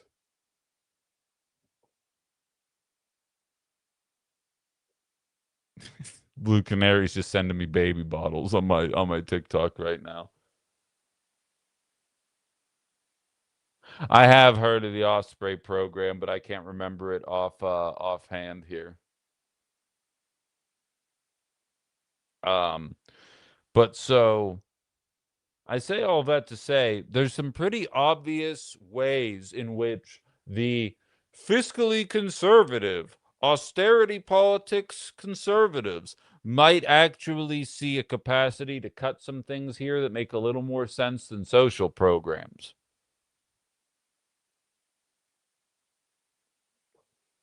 So, like in summation, they're looking for another $100 billion on top of 1.5 trillion. And we're sitting here talking about cutting food stamps and unemployment. And I can't stress enough, I know how much you get on unemployment. And the fact that we're going to pretend like that is somehow what's holding us back shows that you have no idea what you're talking about.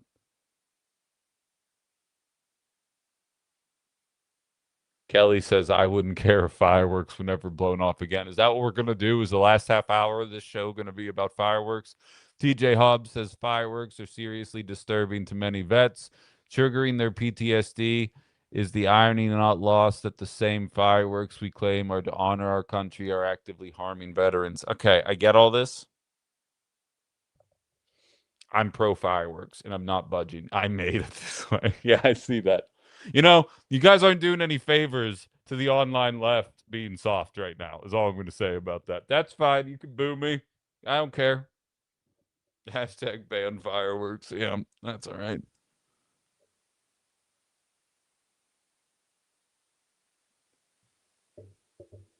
Um, you know what's funny is I was at Aaron the intern's house for the 4th of July last Saturday, and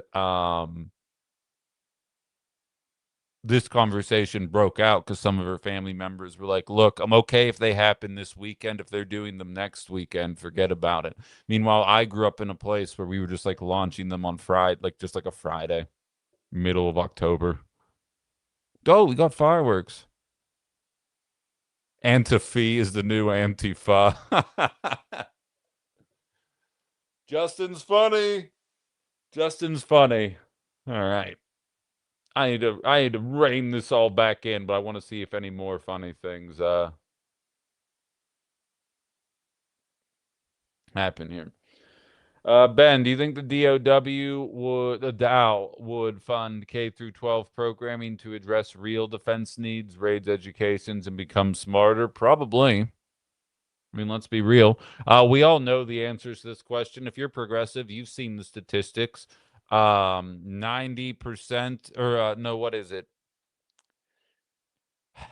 I don't remember the numbers off the top of my head right now. The exact number to the trillion of wealth that has been gained by the top 1% has been lost by the bottom 99. But, you know, highlight that and you're like anti-capitalism or whatever. Kevin says, so glad to see you on the air this way. Yeah, I feel that. Lorelei says, fireworks, our greatest division in the left. Yeah. Yeah, I didn't know that until moments ago, but I'm learning that very quickly. Yeah.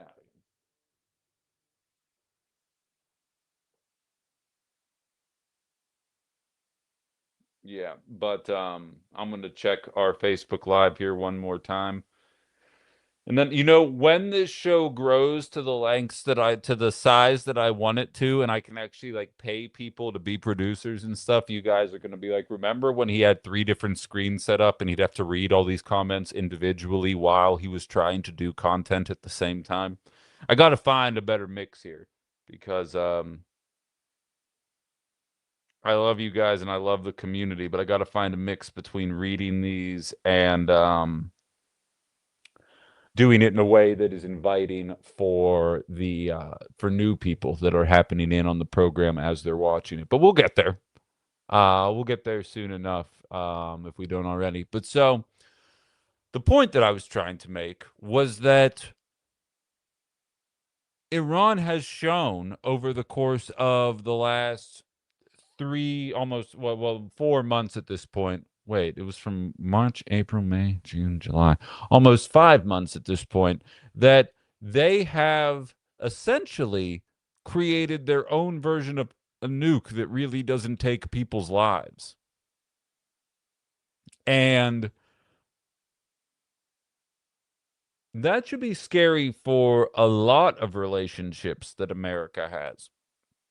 There's not always going to be a strait that's this big on a map that is so indicative of or so representative of the problems that we face. But other countries will get creative about this.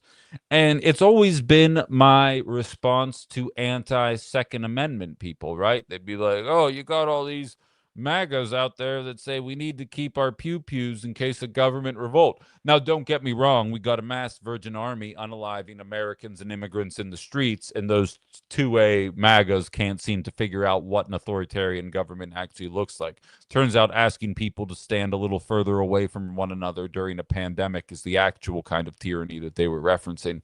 But they would always say, we need it for a tyrannical government. What was the liberal response to that? Well, we'll see how well those guns work, or how well those pew-pews work when the American government has drones. And I'd always say, well, tell that to the Taliban, because it turns out that just building your bases in mountains was enough of a strategy to take down a several $100 billion defense department. Now, controlling one strait and having an army of $1,000 drones at your disposal is now the most effective way to take down a $1.5 trillion army. Like, eventually, we will wake up to this. I think most people listening to this already are, but it's going to require MAGA looking at things objectively.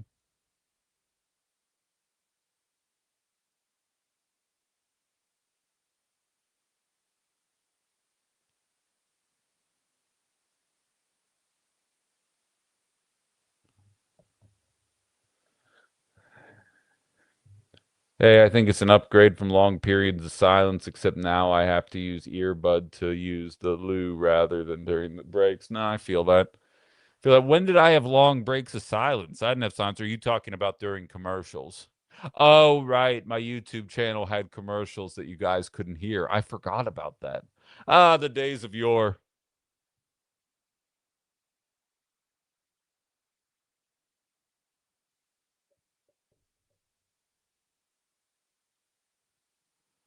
Stevie says, from the right, I would rather see us take care of our own at home and slash defense spending than what we currently have. It's ridiculous. I agree. And again, just because I believe peace is having a bigger stick than the other guy, right? I believe that that logic made sense in an era when there were more unknowns in society. I believe it made sense when you could demonize another population of people in a way that um, was difficult to refute, right? You could demonize the Vietnamese, the Japanese, Italians, Germans, Muslims, Russians, fill in the blank. As we progress forward, the best example I can give you is this. I remember being at my brother's apartment when Russia started lining tanks up along the border of Ukraine back in 2022. And my brother, who is as apolitical as it gets, like I think if I showed him a picture of JD Vance, there's a 50-50 chance he'd know who he's looking at. Like that's how in the dark this guy has remained politically. We're sitting there, we're watching the tanks line up along the border of Ukraine, and he looks at me and he says, it's hard for me to put this into words, but this feels stupid. This looks stupid.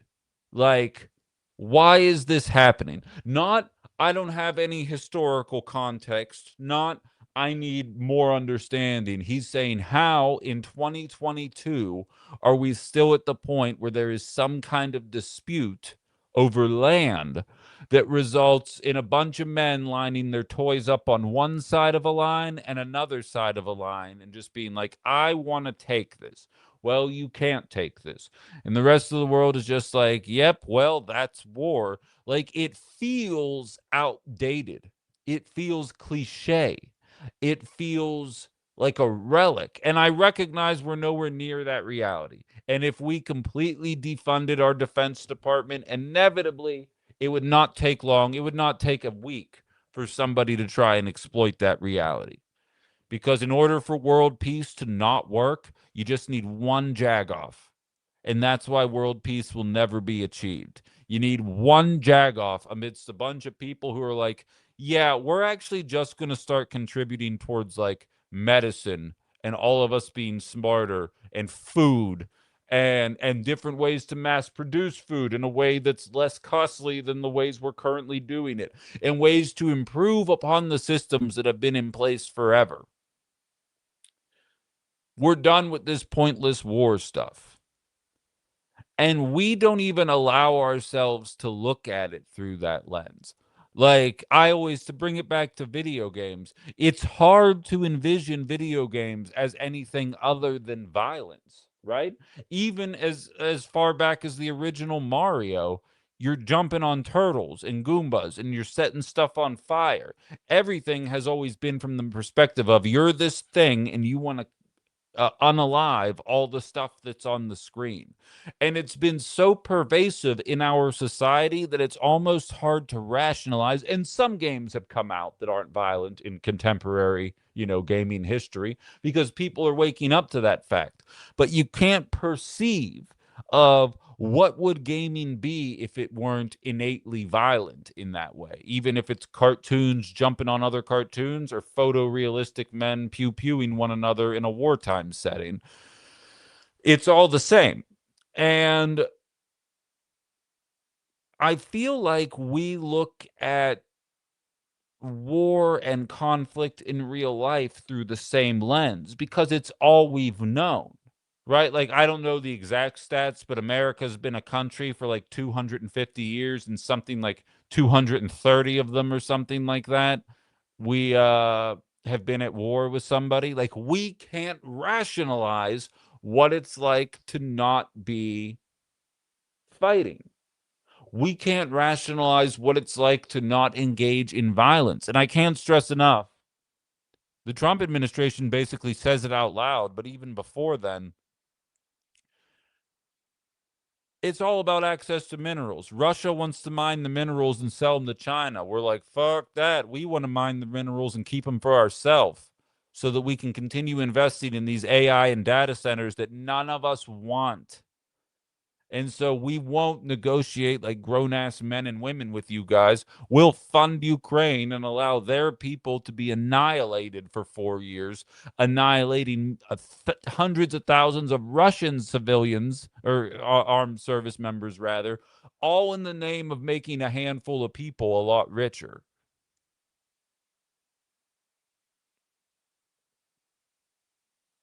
Oh, and by the way, you should be lucky we're only funding them to 1.5 trillion is what they would try and convince you.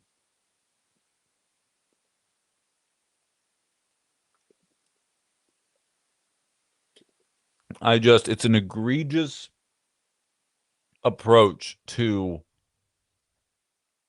running a country that I can understand in a time when we knew less that it was popular. And I am not knocking people, even as recently in the aftermath of 9/11 for being. Can't say 9/11 on the TikTok. Even in the aftermath of September 2001, um, I get it. In 2026, in 2022, I don't get it anymore. It's outdated. It's unwarranted. I'm not saying you got to be dumb or simpletons. I'm saying the idea that anybody is going to try and justify 1.5 trillion. I don't think Tom Tiffany will come on this show. If he does, he wants to run as the accountant governor, right? He's going to audit all these different social programs and make sure there's no fraud or the Somalis getting fraud off of us. And yet he keeps voting for this Defense Department um, to continue to get increases in funding despite the fact that they failed 6 audits in a row. Make it make sense. And then I want the voters to make it make sense. YouTube chat's having some fun, I see. The show does run. I hope you can hear me, TikTok, from 9 to 11. My show's on from 9 to 11.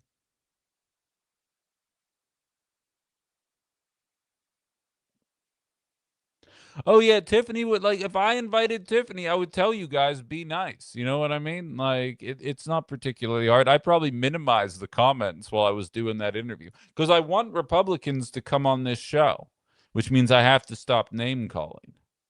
Which like that's a big ask. I don't know if I have that in me. But in any event, so we'll see where this goes. But guys, I'm going to be honest. And we spoke with Malia, who's going to be on Thursday at 10. She has it's her own estimation, but she said if this Strait of Hormuz thing is going on at the end of August, we might be in irreparable damage territory or long-term damage.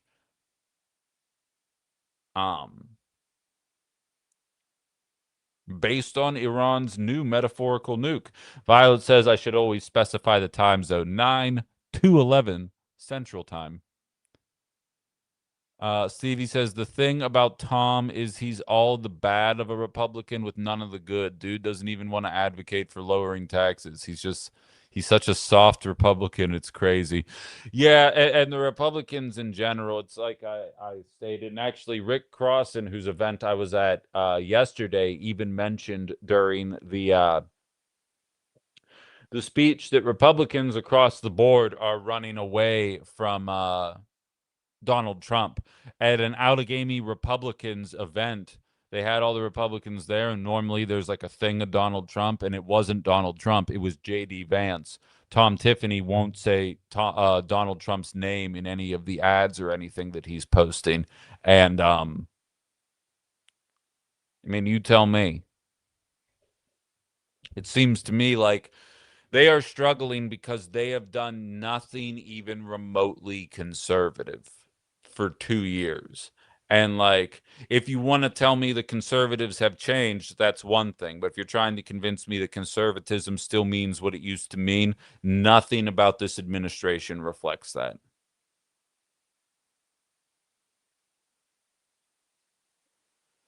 At least in some states, Republicans talk about eliminating property taxes or income taxes. Tom just wants to freeze the Evers 400 years tax hike. Like, whatever, dude. LOL, I'm not voting for you. State Republicans haven't done anything remotely conservative since Walker, and that was lukewarm at best.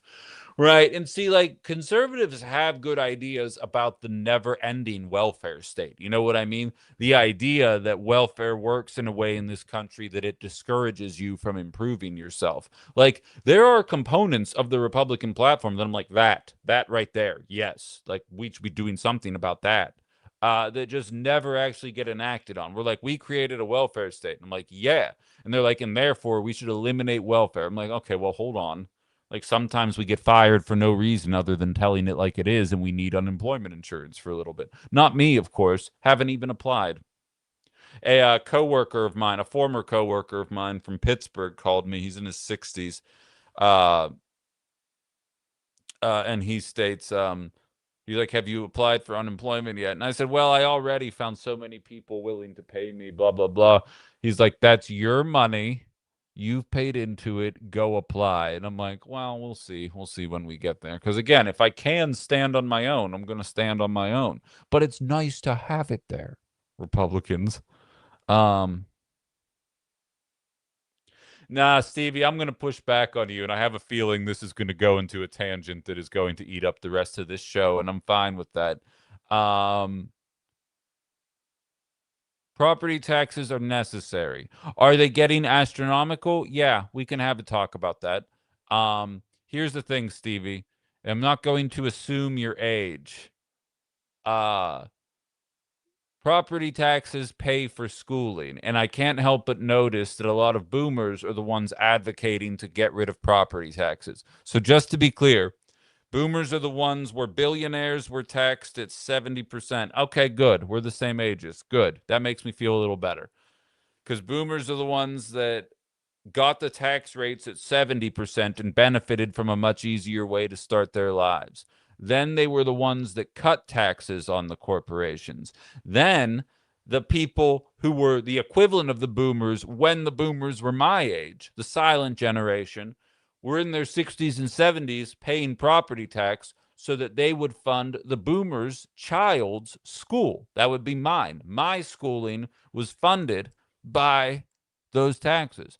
And now that boomers are no longer have students in school, they're like, why do we have to pay these taxes either? Like, it's like there is no bigger welfare generation when it comes to taxes and tax breakdowns and payouts than the boomers. And they get mad when I say that. I understand that, but it doesn't take away from the validity of that statement that no matter what you're looking at, it's always boomers trying to act like everyone else is looking for a handout when in reality, everybody is looking for the exact same leg up that they were able to get.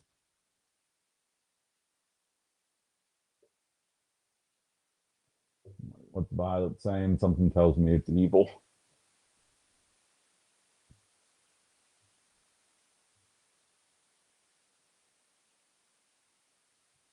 I don't know. I lost it. I can't find it there. Yeah, Pirates beat the shit out of the Brewers. I don't know what we're talking about. That's all I saw. I'd be a thousandaire if the government wasn't always taking my money. I can't tell if you're saying that ironically or not, DSL. I hope you're being ironical there because and yes, I know that's not a word. I'm doing George Bush. Um I hope you're being ironical there. Like, I'd be a thousandaire if it weren't for my taxes. Like, because there's a lot of people that have between $0 and $1,000 saved up. I talk about it all the time. 60% of Americans can't afford a spare set of tires. Here's the thing. I'd rather have $1,000 in my bank account for expenses and not have to worry about the next time that I'm going to a hospital, not having to worry about a dental experience bankrupting me. I'm not going to get into it, but a month before a certain shitty little radio station fired me, I got pretty extravagant dental work done, and it cost quite a bit of money. A lot of other countries don't have to deal with that. Um,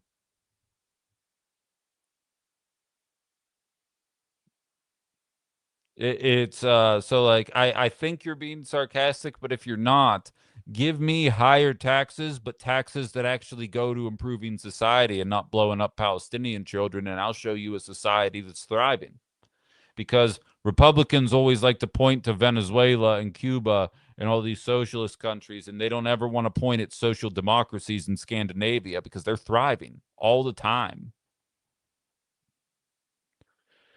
Yeah, Quito fan. The reason the Brewers got swept by the Pirates is they heard how this state treated me last month, or yeah, at the end of last month, and they were like, you know what, Ben? They were like, you know what, guys, this one's for the Gipper, and and the Pirates just went and beat the shit out of the Brewers 3 straight days in a row. It was cathartic.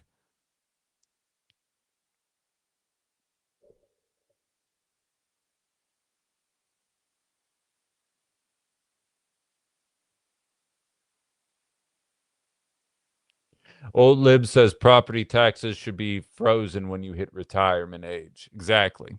That I'd be fine with. That's a compromise. I don't think it should go up. And I don't think you should be able to lose your house to your property taxes. I'd even be fine if it's scaled. You know what I mean? Show us your papers. You can't write the shit off. If you're wealthy, you're paying your freaking taxes. Um, but like that metric, I'm absolutely okay with because it doesn't make any sense to try and put our eldest population in poverty, especially when the boomer generation, the 60 and 70-year-olds, are re entering work at a pace as quick as it was during the Great Depression. That's a bad metric to be compared to. So, like, I don't think we should be putting it out there. What are you saying?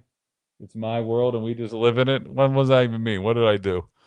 Um, if they bought property, they should have to pay for it like I do, is what Ali says. I see that as well. I see that as well because the boomers didn't have crippling school debt that they had to crawl out of. So maybe this can be their equivalent of paying a pittance like all of us had to do. I don't know. There's no perfect answer.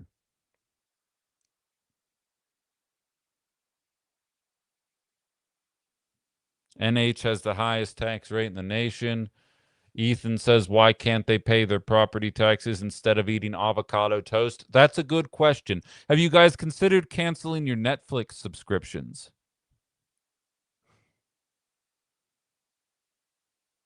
Not worry about them. See, here's the deal. It's like the joke where it's like all boomers suck except for my mom and dad. Like I had good parents. I had good parents that when and if shit ever hit the fan, they would have done what they could have for me. Hell, I grew up in a paycheck to paycheck house, and my mom said the day before I moved away for college, she said, "Benjamin, graduate in 4 years and don't get a girl pregnant, and we're gonna help you pay for your student loans." And I was like, all right. Both of those things sound super achievable. Knocked both of them out of the park. Graduated in 4 years, no pregnancies that I'm aware of. And then my mom passed 3 days after I got my diploma. And I wasn't gonna be like, hey, so we had a deal. Like I just figured shit out on my own. But like they were prepared to do all that shit for me. So I see all these stories online about like my boomer parents are blowing through their retirement savings and leaving me and my siblings with nothing. That's not the experience I have. And so I don't want the boomer generation to be in a shitty place. I just think they need a little bit of situational self awareness because I think they got high on their own supply a little bit there. And same to you, Elf. And I just kind of do this show to knock it down a couple pegs. You know what I mean? It's like I come out of the back. I just sneak out of the back rooms like Tanya Harding, and I'm just like whack. I'm like, you guys weren't that impressive. Just remember that.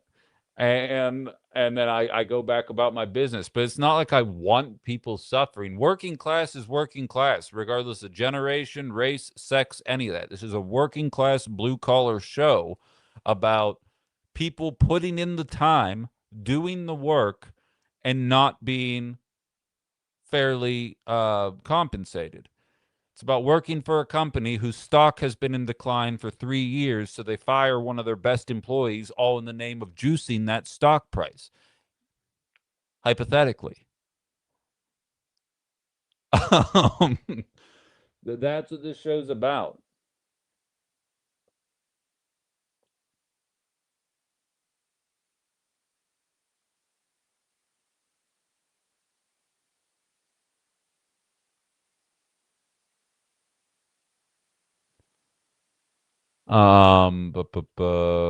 Hobbs says, friendly reminder, data centers will be discussed and action may be taken today at Winnebago County City Planning and Zoning Committee meeting. That's at 4:15 today. Public comment, 2 minutes each. Thank you for sharing that. That's available on my YouTube comments for anybody that wants to take part in that today. And while we're at it, I'll probably post something about it tonight, but I will be at a flock camera thing on Wednesday in Appleton about whether or not they're going to replace Flock with another company that's doing the same damn thing. So we'll have that talk more as it gets closer.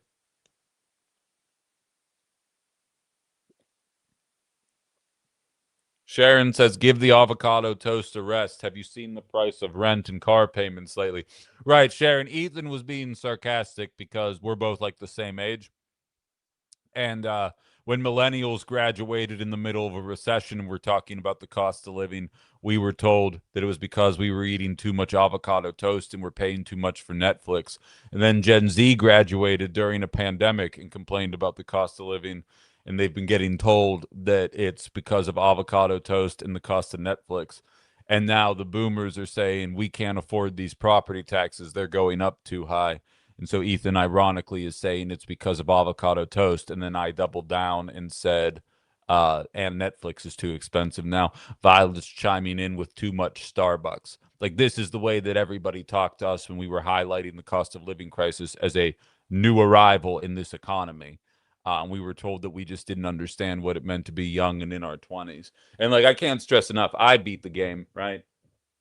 Like, I'll be honest, I'm in the preliminary stages of it right now, but we're canceling Landlord Ben pretty soon. I'm cashing out of the duplex.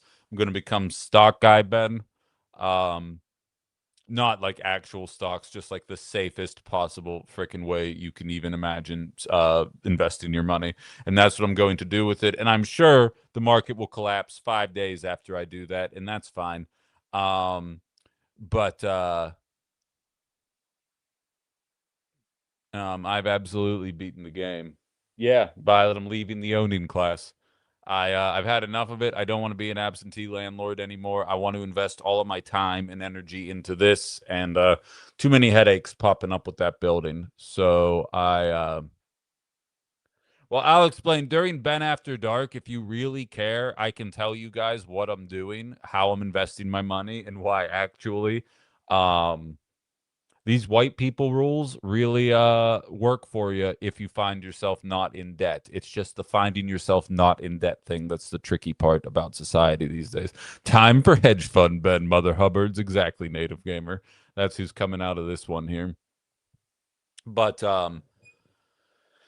we'll talk more when I get out of my YouTube thing here in a couple moments. We'll talk about that more. I've seen those ones following politician stocks. I'm not literally investing in the stock market. I'll talk about it more at another show if people care. Um but I have some good ideas as for what I'm going to do. And now that I've seen the math behind it, I'm like, well, it, obviously this is what I'm going to do with my life. This just seems so much better. Um, yeah, becoming a witch, that's possible. Wolf of Wisconsin, maybe that's probably going to go on a t-shirt. Would you guys buy that Wolf of Wisconsin shirts once I become a big time stock market guy? Um, all right. I feel like this is as good a time as any to call it a show. We do have a guest tomorrow, at least allegedly. People love canceling on me last minute. Happened Friday, happened Monday. And I'll be real, emergencies happen, but just know if you cancel on me within an hour of my show, I'm never reaching out again. So neither one of them will probably ever be on the show. Um, but I'm going to get out of here. We have a state assembly candidate running for the 57th district who's going to be on the program tomorrow, and all the biggest stories of the day. TikTok people, stay on for a second. I want to chat with you about something not show related for anyone that can stick around for a minute. YouTube, Facebook people, thank you very much for being here. Subscribe to all my pages. Click my link tree. Find my stuff. That would be great. And we will be back tonight, 7 o'clock for Ben After Dark, and of course tomorrow morning at 9 to 11 for Outside the Box Unfiltered across all the streams. Thanks a lot, guys. Take it easy.